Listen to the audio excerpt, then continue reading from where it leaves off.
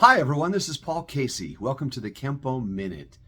We'll be discussing Kenpo, principles, concepts, teachings, sometimes topical subjects, and we hope that you will like this page, subscribe to this page, and share.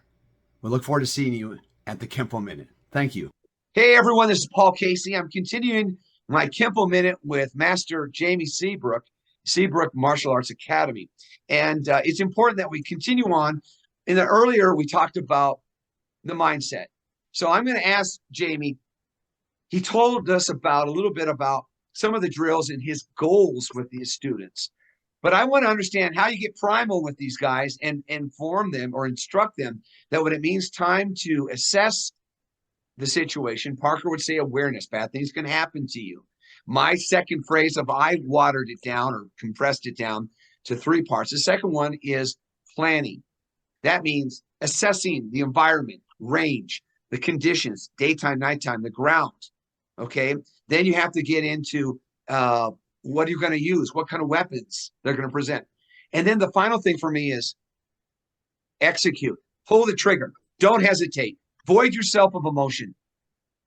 Okay? Nothing. It's just, I call it relaxed, controlled relaxation when I'm in a fighting stance with somebody. I'm sitting there, I put my center line, I protect it. You got to go through that. Well, I'm going to put barricades there. I'm going to close up my stance.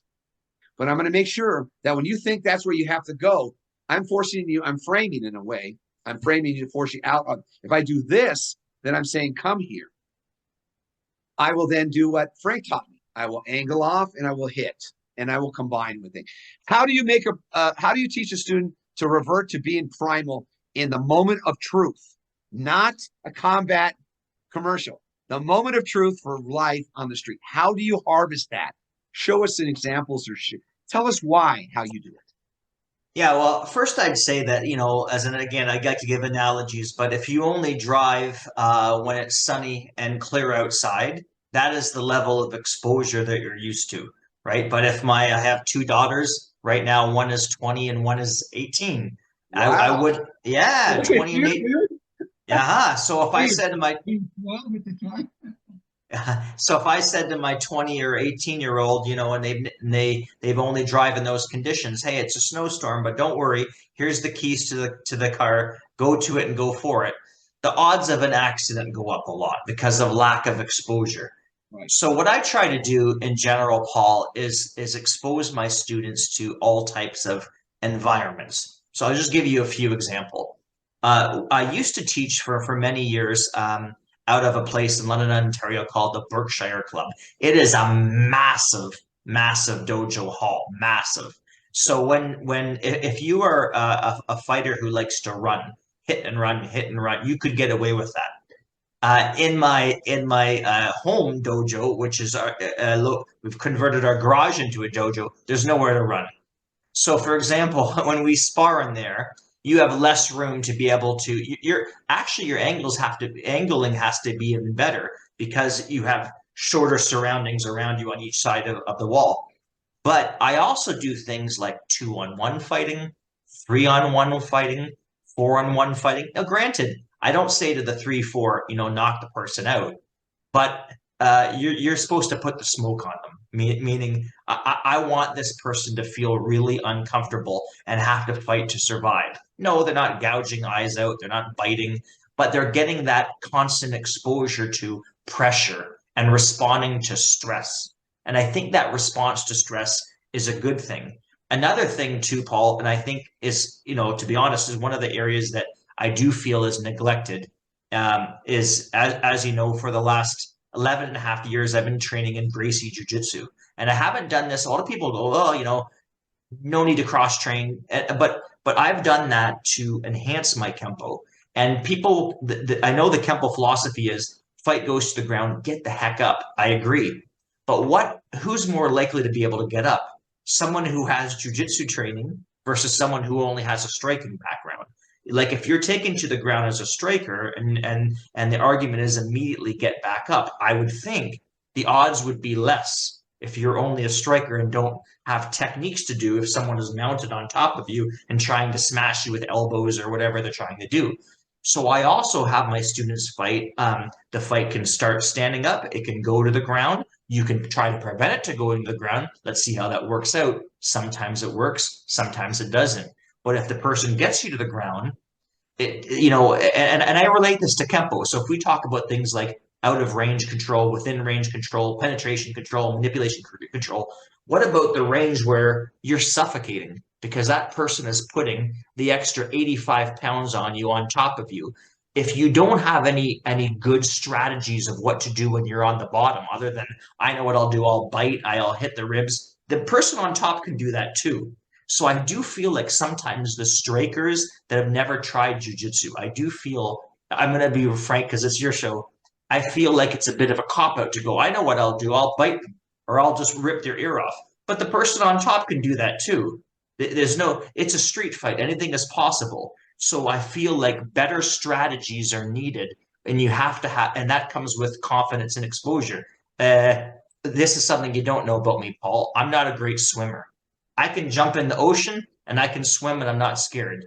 But if you and I were in the ocean, you went, hey, buddy, and you push my head down, I'm not a confident swimmer, but the more because of a lack of exposure. But some people, they're like, I'm cool. I'll just let the waves ride me into the sand. And of course they can because they've had all that exposure. So for what I try to do in terms of risk and stress is put my students in positions that are uncomfortable. So going back to that analogy of driving the car of, great conditions, really bad conditions. Let's see how you're going to handle it. Oh, you made it okay. Let's give you a little bit more, a little bit more. So they learn how to respond to situations of stress. And going back to your initial point, then their confidence starts to go like this. I'm okay out in the snowstorm. You know what? I'm okay in these conditions. The person's on top of me. I can't breathe too good, but you know what? I got my safe hands here. And if they try to rain down that punch, I have options. Thank you for sharing that. I'll give three or four examples. One in Pasadena, Frank used to call it bull in the ring. Okay. I have like 4 or 5 guys, and you've seen this many times, but back in the day in the 80s, this was not as prevalent as it is today. And he would point who was going to attack, and he just had to defend against it. Frank preferred we do a Friday night line that he didn't like when he called out techniques.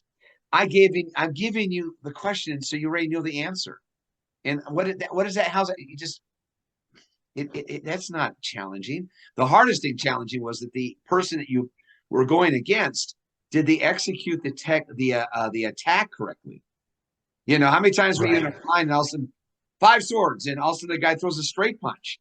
It's supposed to be a roundhouse punch, you fool. Well, guess what? You can still do 5 swords. You just angle off, bang and do it. You can do it. It's still the mechanics Frank would use would be boxing connect. So step off and then boom, counter and strike. And that was how he would work it. You know, always looking for that. First and foremost. As to the testing, I liked when I would teach a class in Pasadena, I'd have somebody over at the light switch, and I say, okay, we're all here. You ready? And there's like 4 or 5 people, and they put somebody in the middle. Okay, we're ready? Not blindfold them. Turn the light off. and then you play, who do you trust?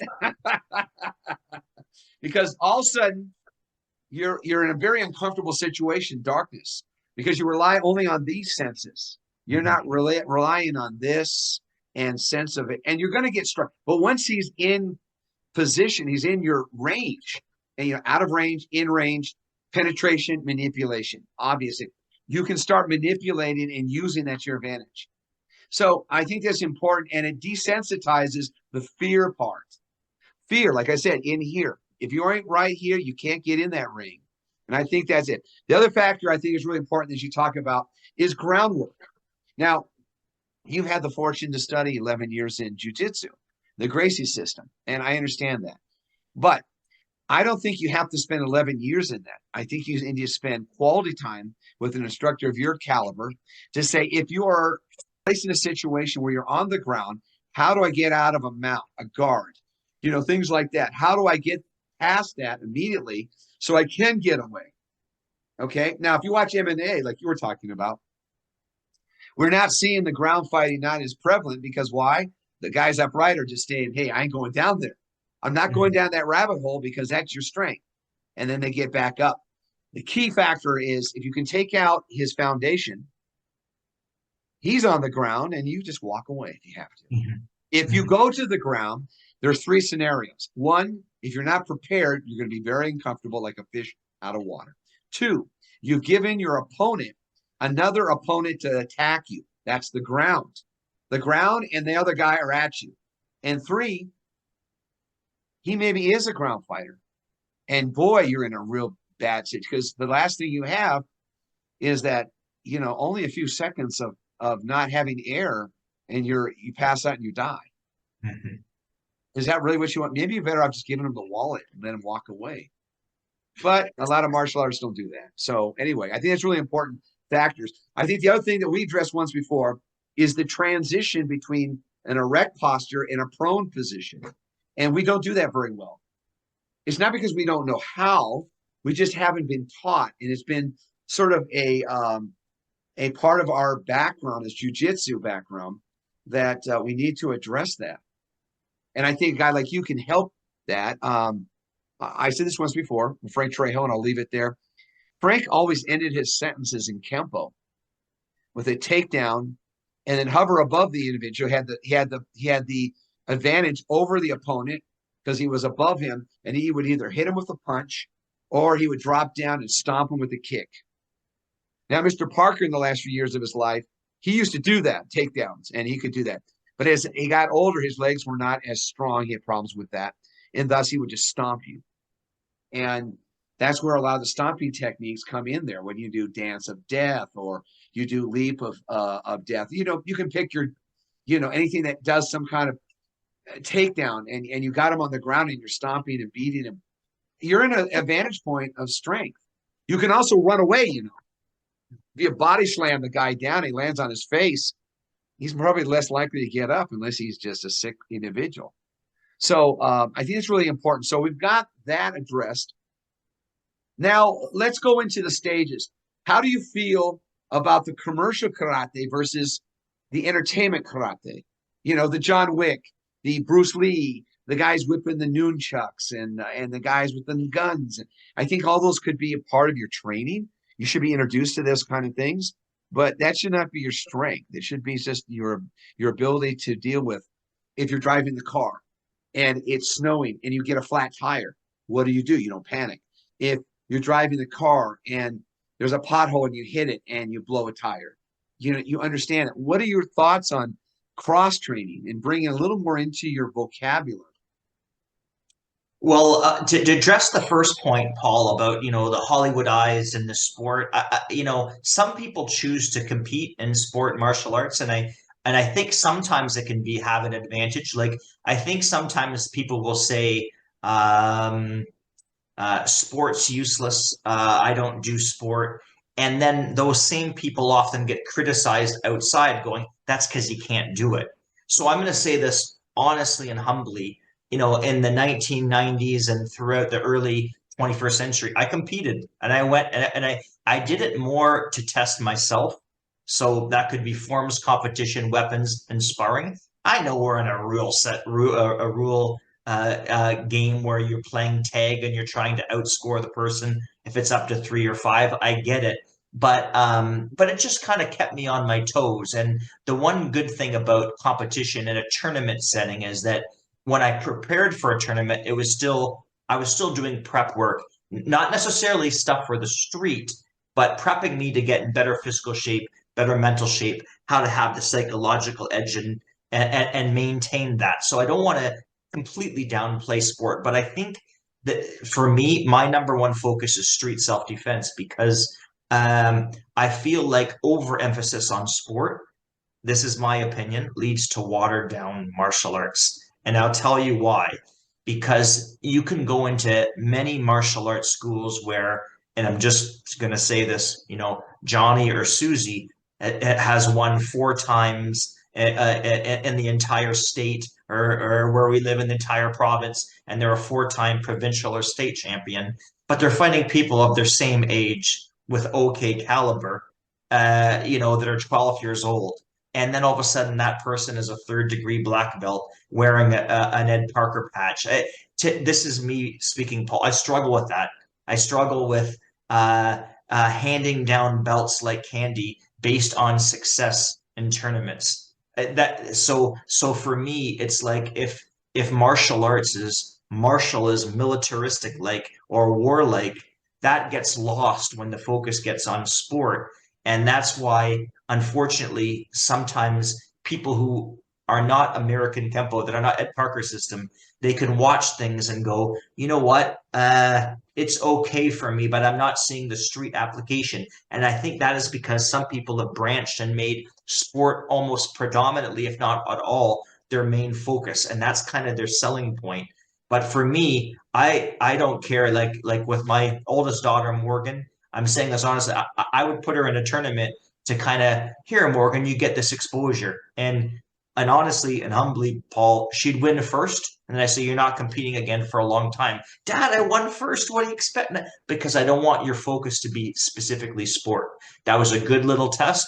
Now we're going to get back to more real training because I view training as hard work, sweat, and not just if your focus is on sport, that is how you're going to, your mindset, like you were saying, that's how your mindset's going to be. If your focus is street self-defense, you can still get the physical benefits and the mental health benefits, but it changes how you practice. Well said. Thank you very much for elaborating on why you do what you do. It's important to understand I'm not against sport karate. I go to tournaments all the time. I like to watch it. I love the demonstration display of one's background or lineage, the system, the style, whatever it is that you profess to do.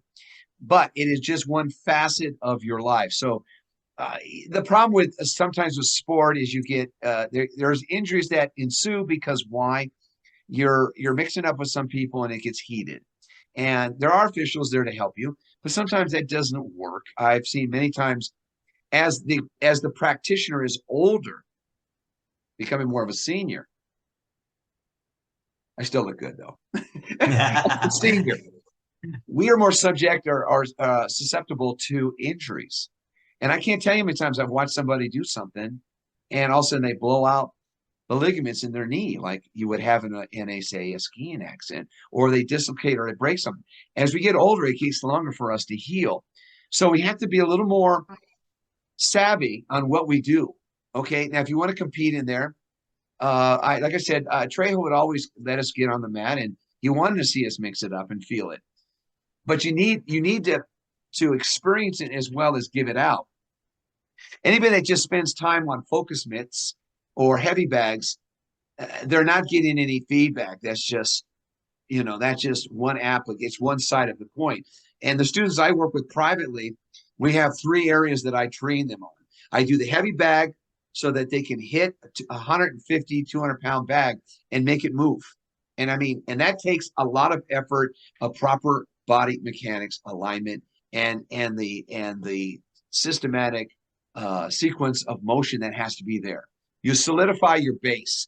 Then you have the rotation, use backup mass, use marriage of gravity, okay, and the body torques. You get that. And if you do that properly, you will expand a lot of proper energy into the opponent. I go from the heavy bag to just a tall century bag that we use for speed, like a speed bag, like you would hit on a boxing. Frank had a drill where you just go practice, bop, bop, bop, bop, bop, bop. Well, I've changed that around. And what I do is I do that same technique, but as I do that, I'm doing footwork as I angle off on this cylinder, and I'm using just a speed build. And so That's awesome. And I do that, and it's not easy. My son can do this, and he's only going to be 8. So if I started now, that's great.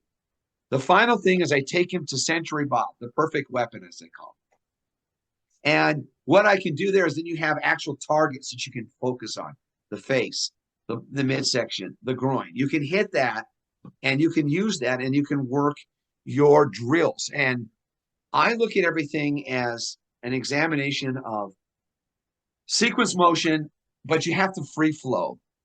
You do this so that you have a response, but you need to make it your own personal voice.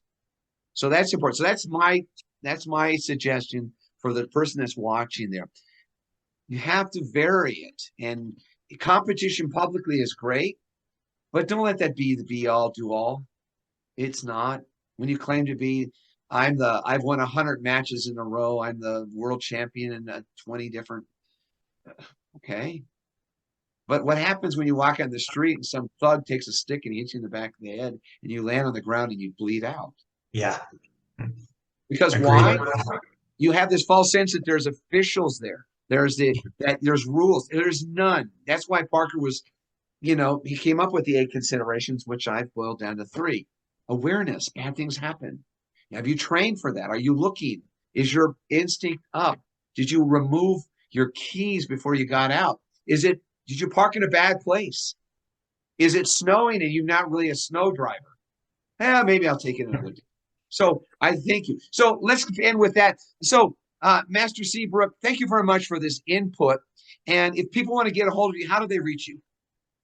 They can reach me on Facebook. I'm Seabrook Martial Arts Academy. I also have a YouTube channel as well. If you type in Seabrook Martial Arts Academy or Jamie Seabrook, where I put on content, American Kenpo, Gracie Jiu-Jitsu, and Filipino martial arts. Filipino martial arts. See that, folks? This man is multidimensional with 3 facets of the arts. He stands erect. He knows what's going to the ground. And if you put a weapon in his hand, he knows how to use that too. That's going to be one of our next discussions. So I want to say on behalf of the Kenpo Minute, thank you, Master Seabrook. It's been great talking to you, and a full salute. Thank you.